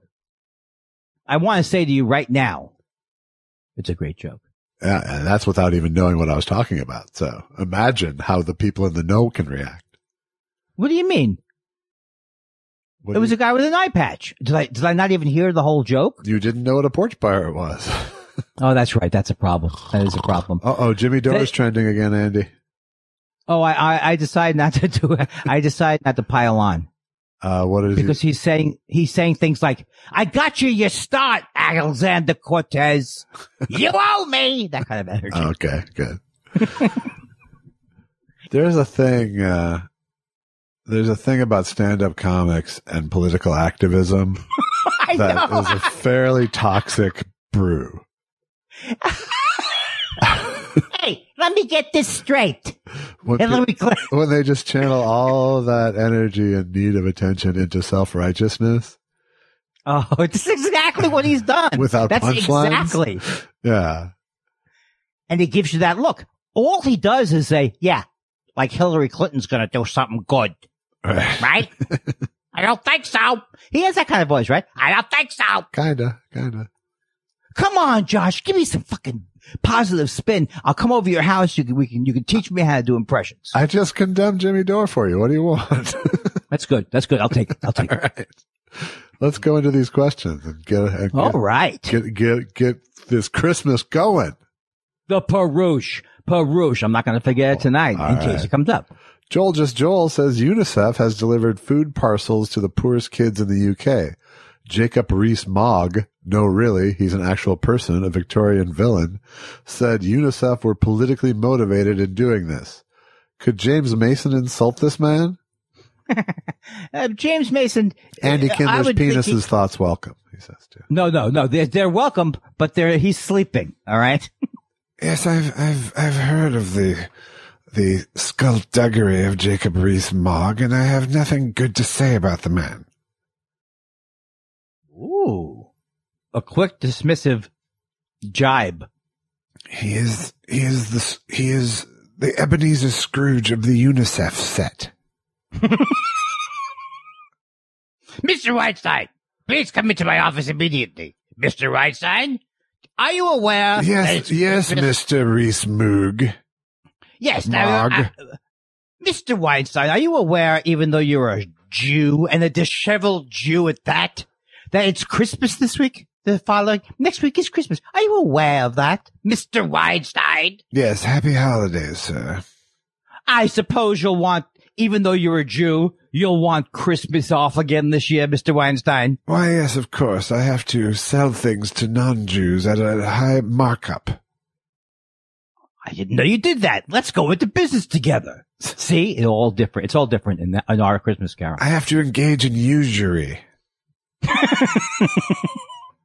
What's next? Measury? I haven't. Dan Wade says, "Hey guys, your discussion of Good Morning Vietnam reminded me of when the soundtrack won the Comedy Grammy in 1988. At that point, I thought the Comedy Grammys had hit rock bottom. Then the next 4 years, they gave it to PDQ Bach." They didn't do it for 4 years, did they? I don't know. I really don't know, but it's funny. PDQ Bach. Oh, that's very good. Dan, you're on fire. I also want to tell Dan, I will do your show, but it's not, I mean, like he cares, but no, I'm not doing anything till I finish my taxes, and that's it. I once bought pot from someone who was on the Good Morning Vietnam soundtrack. I don't know. Why do I not get that joke? It's just it's not a joke. That's why you don't get it. It's true. Oh, it's real. Yes. What did he do in the soundtrack? I bought pot from a member of the Safaris. Was that a 50s group? No, it was a 60s garage band that did the song Liar Liar. Oh, wow. Yeah. It's unbelievable how you go zero to commitment. So good. I'm always committed. Just because I'm not loud, don't take it as non-commitment. Larry Harold says the Mad Show was fantastic. Thanks. Hey, Andy, Joe Biden wants you in his cabinet. Would you prefer 1, Secretary of Jokes, 2, Secretary of Promoting Therapy, or 3, Secretary of Jewish Outreach? And who would be your undersecretary, if you know what I mean? I really don't know. I'm not going to sexually abuse my undersecretary. I think I would go with Jewish Outreach. And I would like to have is Fred Stoller Jewish? Is Fred Stoller Jewish? He is, right? He's not Italian, right? Wait, you okay, Josh? Josh, you okay? Josh. What's the matter? Have you? What gives? Fred Stoller, then. Yeah, he's Jewish. He doesn't sound like a religious Jew. M. Ledsome says, "Happy Hanukkah, gents, and continued thanks for the spiraled thoughts each week. Extra coffee an acceptable gift? And by God, she did give us coffee. Oh, Em, that's so wonderful. First of all, you perk me up. I love the way she tweets. Speaking of coffee. Perk, you said perk. Oh, I love her stuff. I love the way she tweets, and she always tweets at a time period. She's on she's on the third shift. Yes, her day is your night, or her day is your dark day. Yeah, during the 4 hours when I sleep, that changes every night. So we don't, I rarely miss anything. That hurts me. Thank you, Em. Happy holiday. Andy? Perush. Perush. The Perush is on fire. Perush says, on today's test show 187, oh, I'm sorry. Joel Madison on today's test show 187 was, wait for it, a cameo. I didn't have to wait for it. I'm glad you said wait for it. Excellent, Perush. That one was, I would say, was a third degree, a 5-alarm fire. Fletcher Alexson says, over the last few weeks, I've loved hearing Andy's mystified reactions to Josh's recipes he only just Googled hours prior. What? Is this a slam at you? I think it was a slam at both of us, really. I'll have you know that those recipes I shared I've had around for years, and I think one of them I heard on the radio. Not Google. Who would go after? I love that he went after you for it, but who would think of that? Oh, like you didn't just get that off of cooking for dummies. I would say the newest recipe was the famous thought spiral chicken that so many people partook in. That actually was within the past year and did come from the technique came from the internet. I don't know why I'm defending this as if I actually. You don't sound. Why indeed. I'll have you know. Those are copyrighted for my new cookbook. Chaotic Neutral says, hey guys, isn't Jimmy Dore taking money from Bashar al-Assad in order to spread Syrian propaganda really just an elaborate version of Cameo? Come on. Come on, Andy. If the incentives were right, couldn't you be the next Jimmy Dore? Josh? Yes. Wait for it. Josh, same question, but with the BTK killer. See, it's the runner. It's a runner bit. Oh, I'm sorry I interrupted the end of it because it's so funny. I can't. It's like he's right. He's right. I did sell napalm for a couple of years in the 80s as a sterno replacement. Huh. Dan Marsh says, hey, gentlemen, any embarrassing fads or fashions that you're willing to admit you got into? I certainly had some bad hair going on at various times. I once tried to do sun in with my hair to give myself highlights.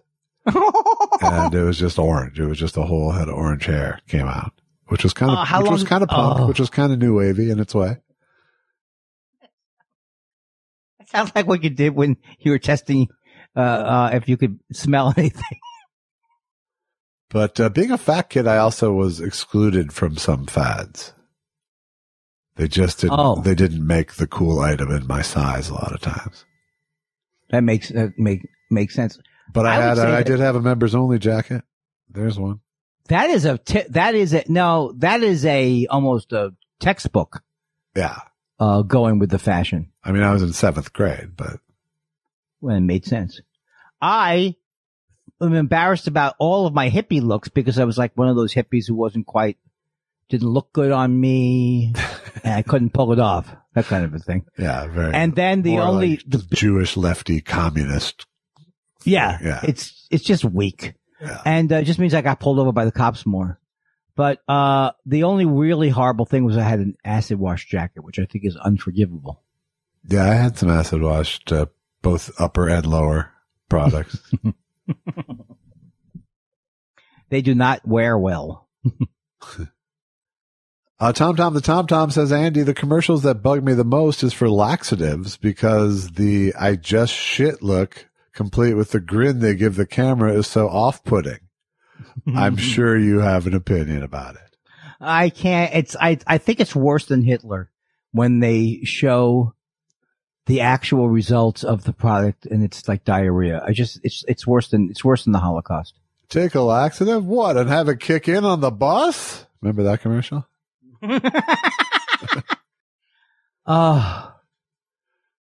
Greg Kelly says, are you more likely to have your question for time or for content? Huh? Are you more? In other words, how we like it, you mean? Are you more likely to have your question for time or for content? Maybe it's answering the question I said. Which was got some gold for Test Show 188. No? No, you're going to dissuade that person. Oh, well, but it's Greg Kelly. Greg Kelly's been here before. Oh, well, and yeah. The second part of his question is more relatable when he said, also, what is James Mason's favorite holiday song? Oh, I'm curious about that. Well, it's a tie, actually. I would say my very favorite would be Dreidel, Dreidel, Dreidel. I made you out of clay, and when you're dry and ready, oh, Dreidel, I shall play. And, perhaps potato latkes, are they good? Are they good? I could eat a million, yum, yum, yum. I think even anti-Semitism sounds good coming from you. Just sounds like sounds like the how thing was to that do. anti-Semitism? Those are my favorite. It's not. I'm just saying I've heard other things you've said. I think you're thinking about me. I can't square those two things. I never reconciled myself with the Jews. Who invited the Hebes? Kerosene says, now that my kids are teenagers, it's harder to make them laugh. They just roll their eyes or look at me like I've lost my mind. Wondering how funny you're allowed to be at home, or do your loved ones roll their eyes too? Susan rolls her eyes a lot. I know that much. Well, because I really am. She's rolling her eyes only recently because I'm really getting hackier and hackier. And it is that stream of obnoxiousness type of thing. Yeah. And then it gets really hacky. But actually, she's a very good sport in that we banter back and forth, all day. We insult each other. Well, plus after this year, you have Stockholm syndrome on your side.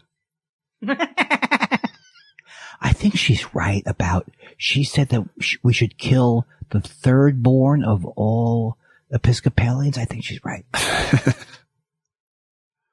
Is that Stockholm syndrome? Well, you get with your captors, but your captors don't necessarily. You start to identify with your captors. Right.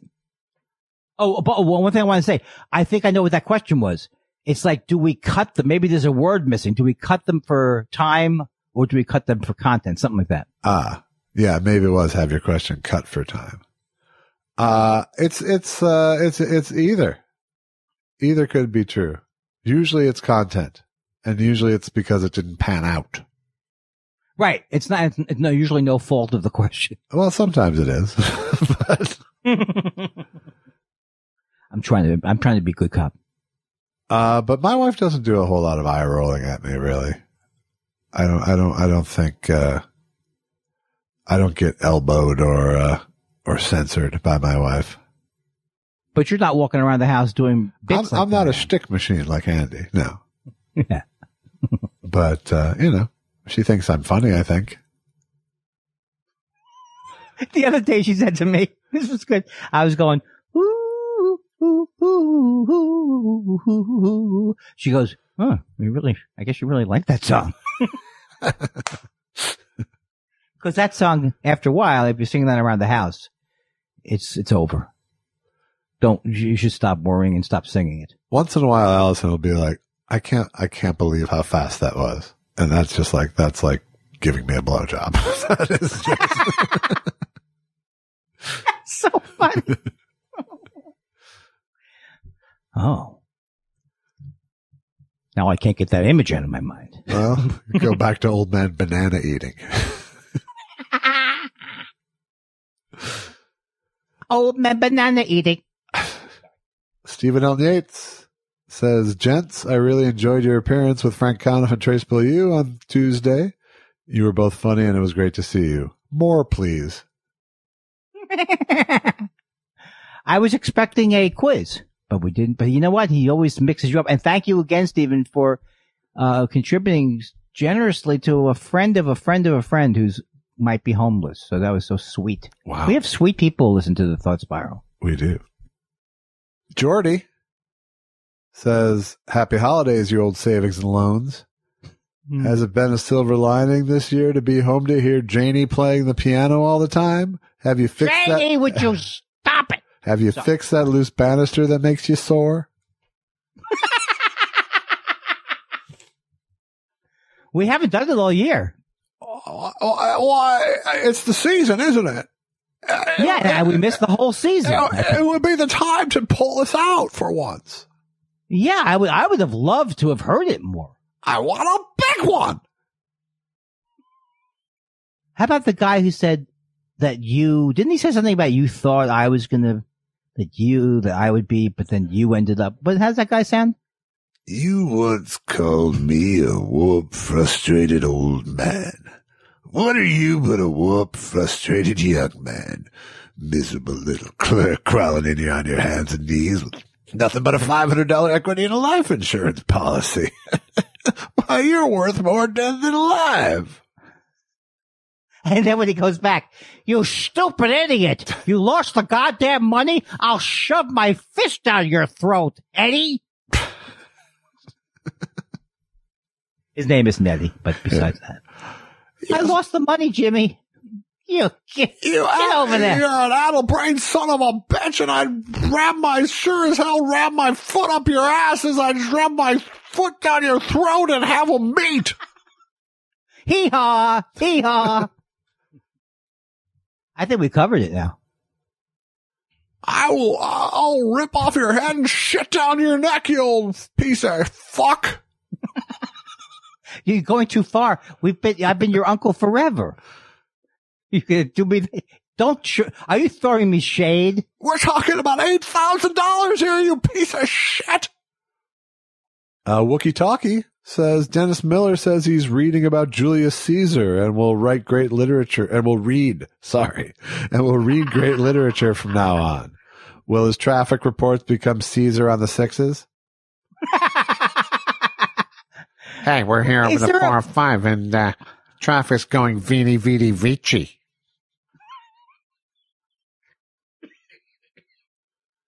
Miller on the sixes. Bang.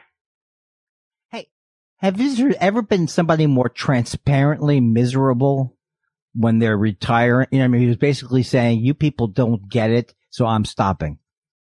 Yeah, spite quitting doesn't really work when everything's fizzled out. Yeah. And he did say, don't worry, we're going to complete the podcasts or something like that. Yeah. Stupid. Way to pull the rug out from under us, Sandy Koufax.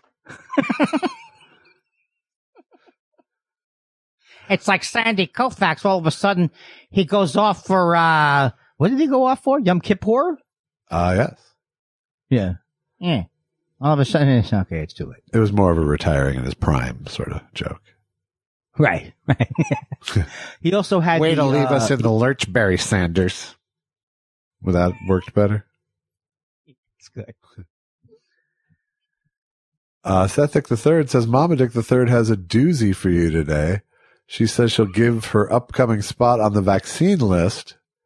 She's high priority, don't ask. To one of you guys, if you can both agree who should take it. Or should Howard Cosell get the spot at the shot? Tonight on the Vaccine Chronicles, we will find out if J. Elvis Weinstein gets a vaccination or whether he lets the little Jew get it before him. Let's watch. Did I get any Cosell sounds? I mean, you got, I mean, you were smart enough to realize this isn't going well and throwing a pat in there. You know. This. Yeah, I don't think I needed the blow by blow recount. And finally, Tweet Pahara 3. Yes, oh my goodness gracious. Says, I heard that not Tweet Pahara had his Twitter account suspended and is now tweeting under another name. He's a friend of mine. What's the new name? Tweet Pahara 3. Oh, do you have any idea? Does he say what happened? No. Is it usually because he says go like something like fuck Trump and stick him in a landmine or something? Probably. You know, there's probably some sort of violence element that gets you. I mean, the fact that you've never been banned or paused is amazing. It's literally amazing. Yes. So, using you as a baseline and knowing that you've never been banished, and yet Tweet Bar is on number 3. What? He's not supposed to come back? He's on his third account, yes. Oh, come on. Because it was Tweet Pahara, then it was not Tweet Pahara. Not Tweet Pahara. And now it's Tweet Pahara 3. Look, let the kid have a good time. He's enjoying himself. Here, well, I'm glad he's back. I'm going to follow you, Tweet Pahara 3, on the air just to show you that we get it. Is this a magnanimous gesture? Yes. Because his account has 4 followers now because he had to start over. I think I'm following him, right? Not Tweet Pahara 3. I'm not following him? No, it's a new account. No, but I did, though. I followed him yesterday. Oh, okay. I don't know. You know what? His followings are not coming up. It's not coming up as fast. I'll have to call someone over at Twitter and say, look, my friend's trying to come back with his third account. Can you grease the wheels? Well, Merry Christmas, everyone. Merry Christmas, y'all building and loan. Merry Christmas, thought spiralers. Merry Christmas, you Subway sandwich shops. If you'd like to make it a true Merry Christmas, head on over to buymeacoffee.com/thoughtspiral. This is not actually Jimmy Stewart. I lost it completely. I had a lot of fun today, Josh. I don't care. It's not about... Merry Christmas and season's greetings to all our listeners at this spot on the dial. From yours truly, Jimmy Stewart.